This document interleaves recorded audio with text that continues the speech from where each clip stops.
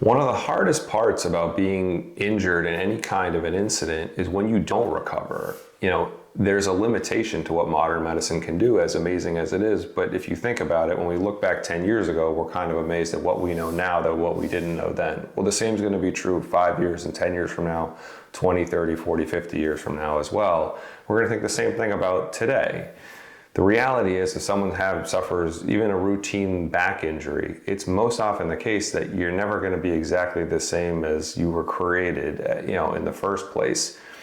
And what happens is there's just a limitation to what's available as far as options. People go through a conservative treatment first, whether that's chiropractic, physical therapy, whatever.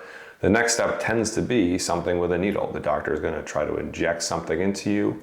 And when that fails, surgery can or maybe isn't even an appropriate option. But when you get to that end of the road, even if surgery isn't successful, maybe they try injections again or whatever. But when you tap out on all that, you're just left to deal with what you have. It becomes incumbent upon us to be able to place a proper dollar amount on such long-term suffering, which of course is impossible. We never try to get someone to a point where they're happy it happened, because you're never going to be happy something like that happened. But we seek to get to a point where it feels fair, where there's closure, where there's a recognition of the harm that was caused.